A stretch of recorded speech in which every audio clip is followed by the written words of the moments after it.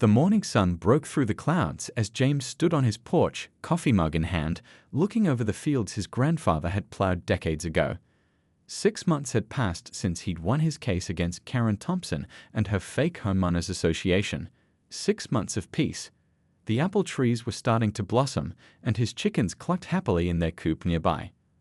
Thought that was the end of it, he muttered to himself, taking a sip of his coffee. James had become something of a local hero after exposing Karen's scheme to force him off his land. She had created a fake HOA, sent him fake violation notices, and even tried to fine him thousands of dollars for having farm equipment on his own property. When he took her to court, the judge had torn into her, making her pay damages and court costs.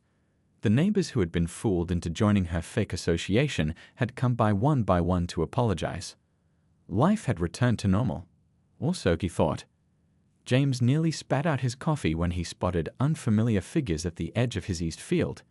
They were setting up tripods and equipment, taking measurements. Surveyors. He set his mug down with a clunk and marched across the dew-covered grass. As he got closer, he recognized one of the men as someone from the county planning office. "Morning, Tom," James called out. "Mind telling me what's going on here?" Tom looked uncomfortable. "Hey James, just doing my job. New development might be going in next door on the old golf course property." "Development?" James frowned. "That place has been abandoned for years. Who bought it?" Tom handed him a business card. Paradise Valley Resort Holdings, it read in fancy gold lettering. The logo looked familiar. James felt his stomach drop. "Who owns this company?" "Can't say for sure," Tom replied, avoiding eye contact. "But I heard Karen Thompson is the CEO." Back in his kitchen, James called the county records office. His hands shook slightly as he punched in the number. "Yes, I need information on a recent property sale," he said when someone answered. "The old Riverview golf course." The clerk confirmed his fears. Paradise Valley Resort Holdings had indeed purchased the property 3 weeks ago and had already filed paperwork for a massive resort development. The plans showed luxury cabins, a spa, and an artificial lake. The development would wrap around 3 sides of James's farm like a python squeezing its prey. James hung up and slumped in his chair. He thought he'd seen the last of Karen, but she hadn't given up. She'd just changed tactics. His dog Rusty nudged his hand, sensing his distress. James scratched behind the old dog's ears. "She's trying to box us in, boy," he said quietly. James walked to his office and pulled out the file of documents from the previous legal battle. He flipped through court transcripts and property deeds until he found what he was looking for, the dissolution paperwork for Karen's fake HOA. Or rather, the lack of it. "Well, I'll be," James whispered, a smile slowly spreading across his face. Karen had been in such a hurry to move on after losing in court that she'd never properly dissolved her fraudulent HOA. The phone rang, interrupting his thoughts. It was his neighbor Bill. "James, did you hear?" Bill's voice sounded worried. "There's talk of a big resort coming in. They're saying it'll bring jobs and tourists and tax revenue." "Let me guess," James replied. "Karen's behind it." "Yeah, but she's being smart this time. Got the Chamber of Commerce excited about tourism dollars. Some folks are already saying you should sell your place, that you're standing in the way of progress." After hanging up, James walked back to his porch and looked out at his fields. This farm had been in his family for 3 generations. His grandparents had survived the Dust Bowl here. His parents had worked second jobs to keep it during the farm crisis. He'd left a successful career in the city to come back and keep it going. "Not today, Karen," he said to the wind. "You have no idea who you're messing with." He pulled out his phone and called his niece, who worked in cybersecurity 2 states away. "Lily, it's Uncle James. Remember how you offered to help if I ever needed it? Well, I think it's time to set up those security cameras we talked about. And maybe a few other things too." The battle for Millbrook Farm had only just begun. 2 weeks after spotting the surveyors, James noticed something odd while scrolling through the local newspaper's website. There was a full-page ad showing beautiful renderings of Paradise Valley Resort, with smiling families swimming in crystal-clear pools and couples walking along manicured paths. The tagline read, "The future of Millbrook, progress and prosperity for all." What caught his eye was the small print at the bottom. Community meetings every Thursday at the town hall, 7 p.m. She didn't waste any time, James muttered to himself. That Thursday evening, James slipped into the back row of the packed town hall. Nearly everyone in Millbrook had shown up. Karen stood at the front in a crisp blue suit, her blonde hair pulled back in a tight bun, looking every bit the successful businesswoman. "This resort will put Millbrook on the map," she was saying, her voice smooth as honey. "We estimate at least 150 new jobs. Think about what that means for our local businesses, our tax base, our schools." The crowd nodded along, mesmerized by the slick presentation and promises of economic revival. James watched as Karen expertly fielded questions, never mentioning their past legal battle or how she'd tried to steal his land before. "What about environmental concerns?" someone asked. Karen smiled. "We've hired the best environmental consultants. This will be a green resort, solar panels, organic gardens, the works." When the meeting ended, people clustered around Karen, eager to shake her hand. No one seemed to remember how she'd tried to run a fake HOA scam just months ago. On his way out, James overheard two shop owners talking. "If that farmer would just sell, this whole thing could move forward faster," one said. "Yeah, why is he being so stubborn? It's not like farming pays much these days anyway," replied the other. James drove home with a knot in his stomach. Karen had learned from her mistakes. Instead of direct attacks, she was turning the town against him, painting herself as a visionary and him as the roadblock to prosperity. The next morning, James got a call from the county. "Mr. Miller? This is Jen from the County Health Department. We've received complaints about odors from your property affecting nearby residents." "Complaints? From who?" "My nearest neighbor is half a mile away." "I'm afraid I can't share that information. We'll need to schedule an inspection." Over the next week, the calls kept coming. The Noise Control Board received complaints about his tractor starting too early. The Water Quality Office claimed someone reported runoff from his fields. Even Animal Control showed up, responding to an anonymous tip about neglected livestock. Each time, inspectors found nothing wrong, but the pattern was clear.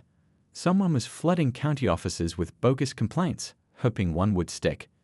James was checking his mailbox when Tom, the county surveyor he'd spoken to earlier, pulled up in his truck. "You didn't hear this from me," Tom said, looking around nervously, but Karen's got pulled with some of the zoning board members. Last week, she flew 3 of them to California to see some fancy resort. Called it a fact-finding mission. They stayed in 5-star hotels, drank expensive wine, came back talking about how great her project would be. James thanked him for the tip. That night, he couldn't sleep. He sat at his kitchen table, sipping tea and thinking about what to do. His farm wasn't just land. It was his heritage, his future, his home. The next day, he noticed a water truck from Paradise Valley Resort parked near the stream that ran along his eastern boundary. By afternoon, the stream had slowed to a trickle. His irrigation pond was nearly empty. James grabbed his camera and hiked up the stream. Just past his property line, he found freshly moved earth and a large pipe diverting water to what looked like the beginning of an artificial pond on the resort property. "So that's how you want to play it," he said quietly, taking photos of the illegal diversion. Back home, James opened his laptop and pulled up the folders where he'd been documenting everything. He had a background most people in town didn't know about. Before returning to the family farm, he'd spent 15 years as a forensic accountant, tracking money laundering and financial fraud for a major firm. "Time to dig deeper," he said to himself, fingers flying across the keyboard as he began researching Paradise Valley Resort Holdings. Karen might be smart, but she'd made a big mistake. She assumed she was dealing with just a simple farmer. She had no idea what was coming. James woke up at dawn as farmers do. But instead of heading straight to his fields, he sat at his desk surrounded by stacks of papers.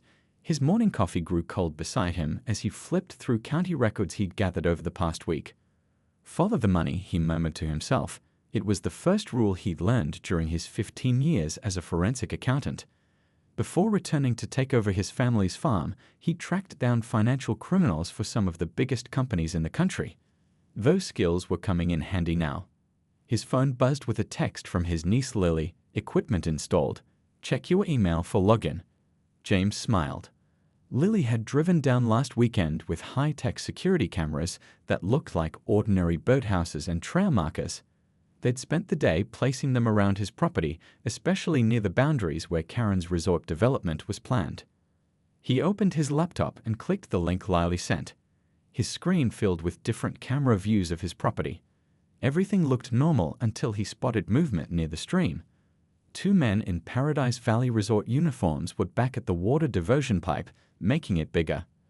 "Got you," James said, hitting the record button and checking that the timestamp was visible. His dog Bo barked, alerting him to a car coming up the driveway. It was Pete Johnson, the county water inspector who'd visited last week about the bogus complaints. "Didn't expect to see you again so soon," James said, meeting him at the door. Pete looked uncomfortable. "Look, James, I'm just doing my job." "Got another complaint about runoff from your fertilizer supposedly contaminating groundwater." James nodded. "Let me guess. Anonymous complaint." "You know I can't say," Pete replied, shuffling his feet. "Well, while you're here," James said, pulling out his tablet, "you might want to see this." He showed Pete the live video of the men illegally diverting the stream. Pete's eyes widened. "That's not right. They need permits for that kind of water diversion." "Want to take a walk with me? It's just over that hill." 20 minutes later, Pete was writing up a violation notice while the resort workers made hasty excuses. After Pete left, James went back to his research. He'd requested documents from 3 different county offices, looking for connections between Karen's company and local officials. What he found was a pattern. Every permit for Paradise Valley Resort had been fast-tracked. Environmental assessments that usually took months were approved in days. James pulled out the legal papers from his previous court victory over Karen's fake HOA. Something had been nagging at him about those documents. He spread them across his kitchen table, reading carefully. "I knew it," he whispered, finding what he'd been looking for. Karen had been ordered to dissolve her fraudulent HOA and pay damages, but there was no record she'd ever properly dissolved the organization. She'd paid the damages and then just moved on to her new scheme. Legally, that meant the HOA still existed and was still liable for its actions. James picked up his phone and called his old law school buddy who'd helped him win the previous case. "Mike, it's James. I need your opinion on something. If someone was ordered to dissolve an organization but never filed the paperwork, would that organization still legally exist?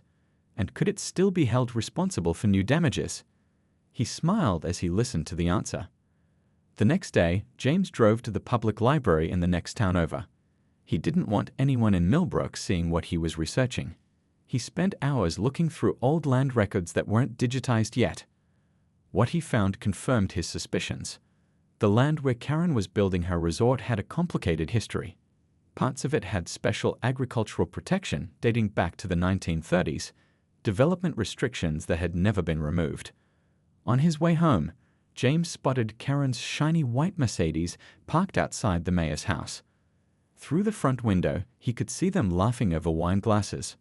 "Enjoy it while you can," he said quietly. That evening, James called Lily again. "How's your friend at the cybersecurity firm? The one who specializes in financial investigations," he asked. "Still there? Why, you need help? Tell him I've got a job for him. I need to know where Karen Thompson got the money for this resort. Something doesn't add up." James looked at his wall calendar. The big county zoning meeting was in 3 weeks. Karen thought she had everything lined up for approval. She had no idea what James was about to unleash. James stared at his kitchen table, now covered with maps, documents, and sticky notes. The evidence against Karen was growing, but he knew it wasn't enough. Not yet. Her connections in the town ran deep, and fighting her alone would be like trying to stop a flood with a shovel. "Time to call in some help," he said to himself. He picked up his phone and dialed a number he hadn't used in years. "River Valley Environmental Alliance, this is James Miller. I know Millbrook Farm just outside of town." He paused, listening. "Yes, that's right. I'm calling about the wetlands on the old golf course property. Someone's planning to build a resort there, and I think you might want to know what they're planning to do to that habitat." 2 days later, James sat in his living room with Lisa Chen, the director of the environmental group. She flipped through the photos he'd taken of the water diversion and studied the resort plans he'd obtained from the county office. "These wetlands are home to 3 protected species," Lisa said, pointing to an area on the map. If they're draining this section for their artificial lake, they're violating at least 2 federal regulations. She looked up at James. Why are you showing me this? James took a deep breath. Because I can't fight this alone. Karen has half the town convinced her resort will save the local economy. Nobody sees what she's really doing. Lisa nodded slowly. We can help. We can file for an environmental impact review. That will slow things down at least. That's a start, James said. But I need more. His next call was to his old accounting firm in the city. His former boss, Frank, was surprised to hear from him. The farmer needs financial help. What's going on, James? James explained the situation, detailing Karen's sudden access to millions for buying land and starting construction. Something's not right with the money, James finished. She wasn't wealthy enough to fund this herself. I need to know where it's coming from. Frank chuckled. You always did have a nose for fishy finances. I'll put Raj on it. He's the best we've got now that you're gone. That weekend, James drove to the neighboring county for a meeting he'd been hesitant to set up. The coffee shop was quiet when he arrived. He spotted her immediately, Elena Rodriguez, the newly elected district attorney who had campaigned on fighting corruption in local government. Thanks for meeting me, James said, sliding into the booth across from her. Elena studied him with sharp eyes. You mentioned possible corruption involving officials in both our counties. That got my attention. James handed her a folder. These are records of fact-finding trips paid for by Paradise Valley Resort Holdings. 3 members of our zoning board, 2 county commissioners, and 1 bank president who approved their construction loan. All took luxury trips to resorts in California and Florida within weeks of making decisions that helped Karen's project. Elena whistled softly as she flipped through the documents. How did you get these? I used to track money launderers for a living, James said with a small smile. Public records can tell you a lot if you know where to look. As they talked, James revealed more of what he found, how Karen had created a web of shell companies to hide who was really backing her resort. I think there's a bigger story here, he explained. Karen's project is similar to 3 other developments across multiple counties. Same business model, same fast tracking of permits, same players involved in local government. Elena's eyes narrowed. Including State Senator Wilson's brother-in-law? James nodded. You know about him? I've been looking at his dealings for months, but haven't found the connection. She tapped the folder. This could be what I've been waiting for. As James drove home, his phone rang. It was Lily. Uncle James, you're not going to believe what my friend found about Karen's funding. James put the call on speaker. Tell me. The money's coming from Coastal Ventures LLC. It's based offshore, but guess who's on their board? Richard Wilson, the state senator's brother-in-law. And there's more. They've done this before in 2 other small towns. Build a resort, run it for 3 years, then sell it off to a management company that strips all the assets and leaves the town with abandoned buildings and unpaid taxes. James gripped the steering wheel tighter. The pieces were falling into place. Back at the farm, he checked his security cameras and noticed unfamiliar trucks parked along his eastern boundary. Through the camera's zoom, he could see workers installing drainage pipes that would divert water from the protected wetlands. He picked up his phone again. It was time to bring his allies together. Lisa, those federal regulations you mentioned, how quickly can you get inspectors out here? The time for just gathering evidence was over. Now it was time to act. The town hall was packed for the monthly meeting. James sat quietly in the back row, watching as Karen took the podium. She looked confident in her designer suit, her blonde hair perfectly styled. Construction on Paradise Valley Resort begins next month, she announced, smiling at the applause. This will be the biggest economic boost our town has seen in 50 years. The mayor beamed beside her. Any questions from the public? James stood up. The room went quiet. Everyone knew about their history, the court battle, the tension. I have something to say, James said calmly. Karen's smile tightened. The mayor looked nervous. After careful consideration, James continued, I've decided to support the Paradise Valley Resort project. A murmur of surprise rippled through the crowd. Karen's mouth fell open slightly before she caught herself. In fact, James went on, I'm willing to sell a small portion of my eastern field to provide better access to the resort. It would make a much nicer entrance than the current plan. Later that evening, James's phone rang. It was Karen. "What game are you playing?" Her voice was sharp. "No game," James replied, "just being practical. Your resort is happening whether I like it or not. Might as well make the best of it." There was a pause. "How much for the land?" "Let's discuss it over coffee tomorrow. Bring your lawyer." The next morning, James sat with Mike, his attorney, at the local coffee shop. Karen arrived with a slick-looking lawyer from the city. "This is the parcel," James said, sliding a map across the table. 5 acres, perfect for your grand entrance. Much prettier than coming in by the old dump. Karen studied the map. "Price. Fair market value. My only conditions are in this draft agreement." Karen's lawyer took the thick document and flipped through it. "These environmental clauses are extensive," he said, frowning. James shrugged. "Standard stuff these days. Proper water management, soil protection, wildlife corridors. Nothing you weren't planning to do anyway for a high-end eco-resort, right?" Karen looked suspicious but couldn't resist the opportunity. The parcel would indeed make a much more attractive entrance, adding value to her resort. "We'll review it and get back to you," she said. 3 days later, they met again. Karen's lawyer had made a few changes, but the core environmental clauses remained intact. "We can live with these terms," Karen said, signing the agreement. "I'm glad you've finally seen reason, James." James smiled politely as they shook hands. What Karen didn't realize was that his standard environmental clauses weren't standard at all. They referenced comprehensive water and soil quality standards that her cheap, fast construction could never meet. The moment she signed, she was legally bound to either build to much more expensive specifications or face automatic penalties that would make the project financially impossible. That night, James sat on his porch with Lisa from the Environmental Alliance. "Did she really sign it?" Lisa asked, amazed. James nodded. Every page. She was so focused on getting that entrance parcel, she didn't notice the references to the Agricultural Land Protection Act of 1982. Which means what, exactly?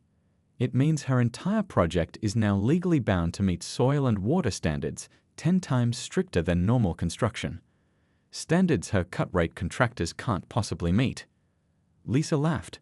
"And if they violate those standards?" "The penalties kick in automatically. No need for court battles or appeals. And the best part?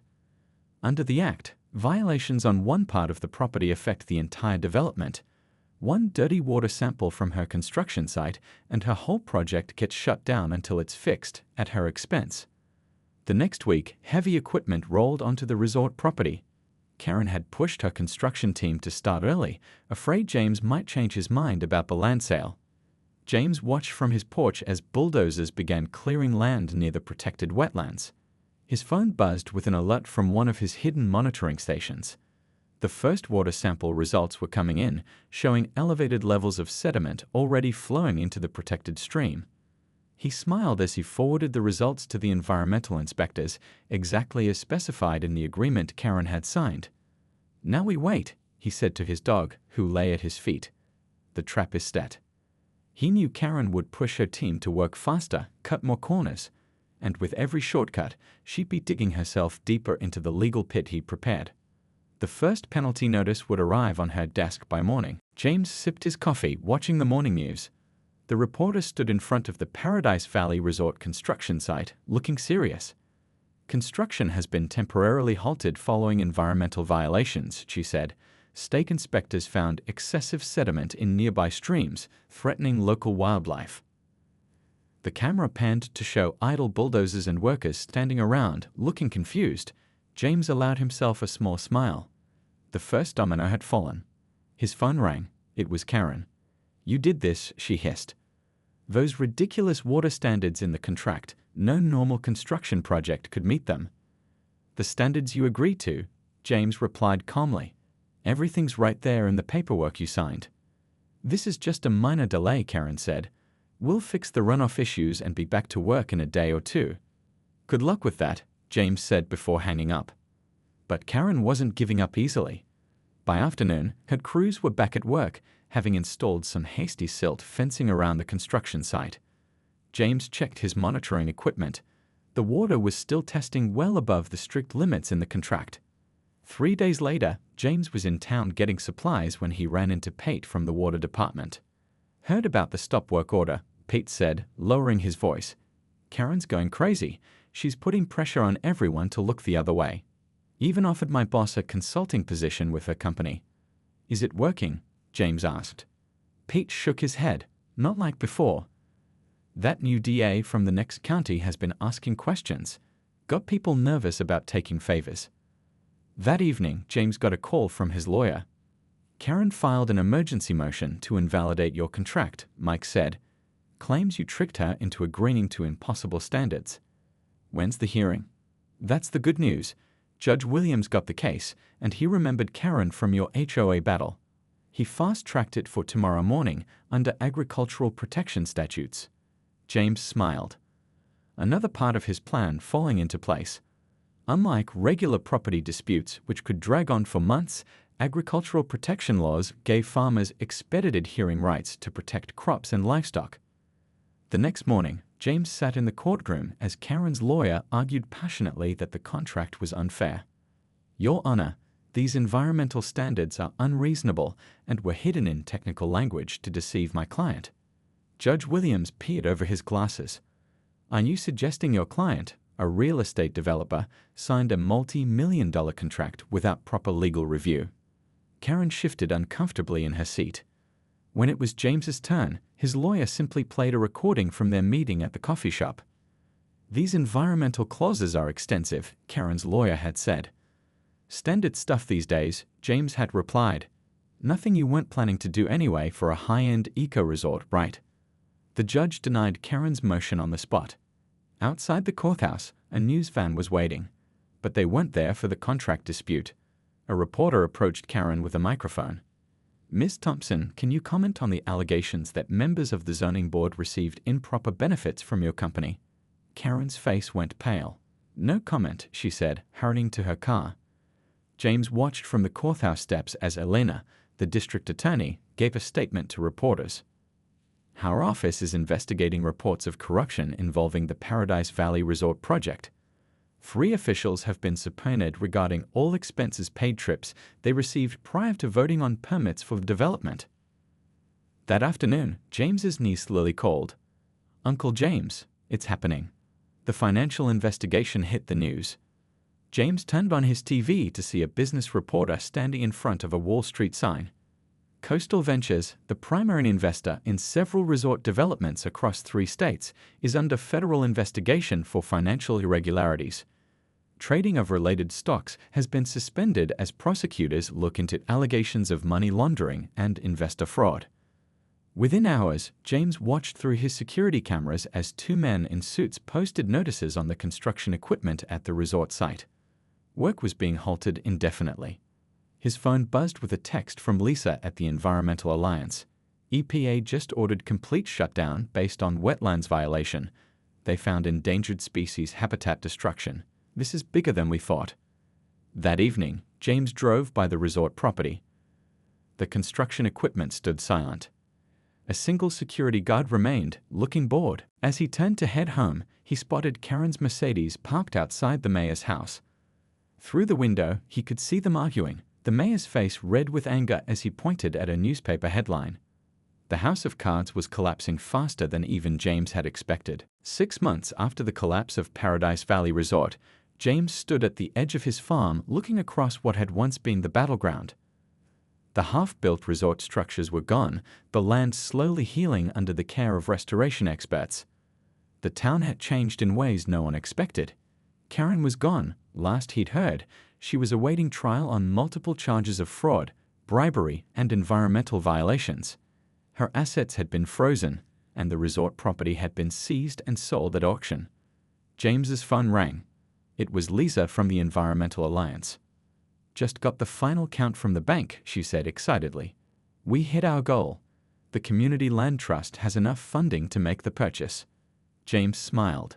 "That's great news. I'll see you at the signing tomorrow." He put his phone away and gazed at the sunset. The journey from fighting Karen to where they were now had been unexpected. After Karen's project collapsed, the town had been in crisis. Jobs promised, never delivered. Land torn up, then abandoned. The mayor had resigned in disgrace after his connections to the bribery scandal came to light. That's when James had revealed his actual plan, not just to stop Karen, but to create something better. At a packed town meeting 3 months ago, he had proposed the creation of the Millbrook Community Land Trust. We can preserve 70% of this land as working farms, conservation areas, and public recreation space, he had explained, showing maps and plans he'd been developing quietly for months. The remaining 30% can support a smaller, locally owned ecotourism business that actually fits our town. People had been skeptical at first.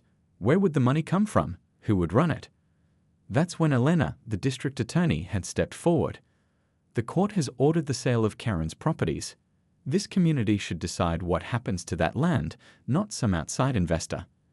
In the weeks that followed, James had worked with a coalition of neighbors, local business owners, and environmental groups to create a viable plan. His old contacts in the financial world had helped structure a sustainable business model. Lisa's environmental expertise ensured the wetlands would be protected. Most surprising was how the town had come together. The same people who had once criticized James for blocking progress now volunteered their time and pledged what money they could to the land trust. The next morning, James stood in the county courthouse as the papers were signed transferring ownership of the former resort property to the Millbrook Community Land Trust. Cameras flashed as the new board members, a diverse group including James, Lisa, local farmers, and business owners, posed with the documents. "What made you think of this solution?" a reporter asked James. "Sometimes the best way to fight something harmful isn't just to stop it," he replied. "It's to build something better in its place." 3 years later, James walked the path through what was now known as Millbrook Farms and Nature Center. Children on a school tour laughed as they fed chickens in the educational farm area. Hikers passed by on trails that wound through the restored wetlands. The small lodge at the property's edge was fully booked with tourists who came to enjoy farm-to-table meals, cooking classes, and the surrounding natural beauty. James took a seat on a bench overlooking the pond where Karen had once planned to build luxury cabins. A plaque beside the bench read, "Preserved for future generations by the people of Millbrook." An older couple approached, the woman taking photos of birds near the water. "Excuse me," the man said to James. "We've been coming here every summer since this place opened. It's our favorite vacation spot. Were you involved in creating it?" James smiled. "You could say that. It was a community effort." "Well, whoever thought of it was a genius," the woman said. "Our daughter's studying environmental science because of the time we've spent here." As they walked away, James felt a deep satisfaction. Karen had tried to take his land for a resort that would have enriched only herself and her investors, then left the town to deal with the aftermath. Instead, her actions had led to something that benefited everyone: the land, the wildlife, the community, and visitors who left with a deeper appreciation for rural life and conservation. He took out his phone and snapped a picture of the thriving scene before him. He sent it to his niece Lily with a simple message: "Sometimes the best revenge is building something beautiful."